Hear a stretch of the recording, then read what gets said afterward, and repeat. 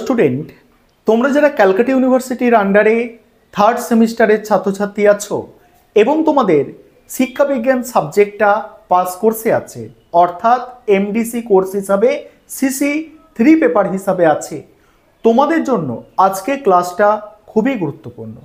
আজকের ক্লাসে তোমাদের 100% কমনযোগ্য বড় প্রশ্ন অর্থাৎ 5 নম্বরের প্রশ্ন এবং 10 নম্বরের প্রশ্নের সাজেশন নিয়ে আলোচনা করব। তার আগে তোমাদের কোয়েশ্চেন প্যাটার্নটা একটু মনে করিয়ে দিতে চাই। তোমাদের টোটাল 75 মার্কস অর্থাৎ 75 নম্বরের পরীক্ষা হবে।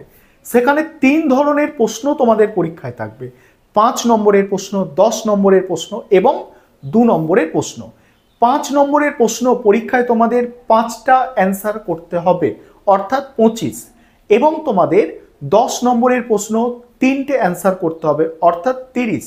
25 আর 30 কত হচ্ছে তোমাদের 55, আর বাকি যে 20 নম্বর থাকে সেখানে হচ্ছে তোমাদের 2 নম্বরের করে 10টা প্রশ্নের অ্যান্সার করতে হবে। এই হচ্ছে তোমাদের সম্পূর্ণ কোয়েশ্চেন প্যাটার্ন। এবারে তোমরা 5 নম্বর এবং 10 নম্বরের প্রশ্নের 100% কমনযোগ্য সাজেশনটা দেখে নাও।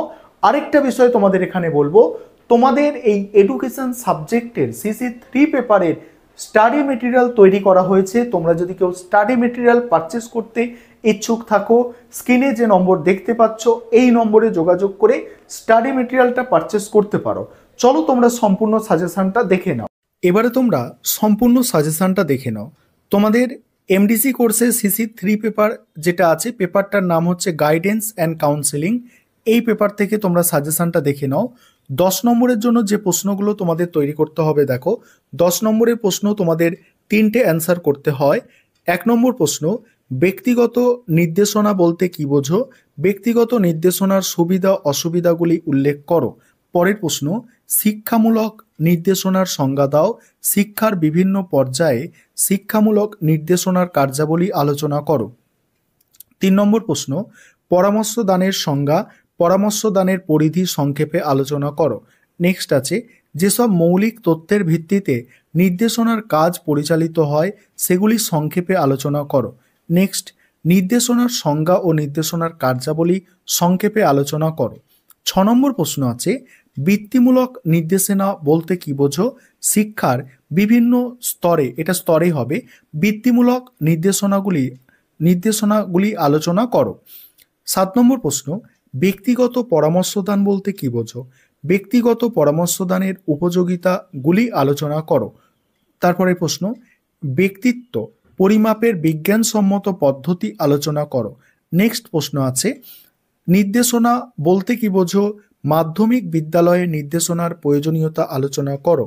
শেষ প্রশ্ন 10 নম্বরের, দলগত পরামর্শ দান বলতে কি বোঝো? দলগত পরামর্শ দানের উপযোগিতাগুলি আলোচনা করো। 10 নম্বরের প্রশ্ন তোমাদের 10টা আমি সাজেশনে রেখেছি, তার মধ্যে প্রথম 8টা প্রশ্ন মোস্ট ইম্পর্টেন্ট।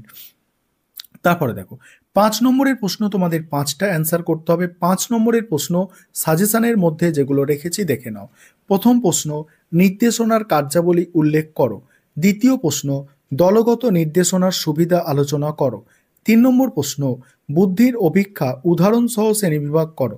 নেক্সট, প্রত্যক্ষ পরোক্ষ পরামর্শদানের পার্থক্যগুলি লেখো। নেক্সট, CRC ব্যবহারের প্রয়োজনীয়তাগুলি উল্লেখ করো। নেক্সট, ঐচ্ছিক বা সমন্বয়ী পরামর্শদানের বৈশিষ্ট্যগুলি কি কি? নেক্সট, ঐচ্ছিক পরামর্শদানের সুবিধা অসুবিধাগুলি ব্যক্ত করো। নেক্সট, ব্যক্তিগত নির্দেশনার সুবিধাগুলি সম্পর্কে লেখো। নেক্সট আছে দেখো, প্রবণতার অভিক্ষা সম্পর্কে আলোচনা করো। নেক্সট, নির্দেশনার জন্য প্রয়োজনীয় মৌলিক তথ্য সংগ্রহের উপকরণগুলি লেখো। নেক্সট আছে, ধারাবাহিক পরিচয়পত্রের উদ্দেশ্যগুলি কি কি? নেক্সট, পরোক্ষ পরামর্শদানের বৈশিষ্ট্যগুলি কি কি? প্রত্যক্ষ পরামর্শদানের সুবিধা অসুবিধাগুলি কি কি? বুদ্ধির অভিক্ষার যে কোনো দুটির সংজ্ঞা দাও। ব্যক্তিগত পরামর্শদানের গুরুত্ব লেখো। আর শেষ প্রশ্ন, পরামর্শদানের কৌশল হিসাবে সাক্ষাৎকার সম্পর্কে আলোচনা করো।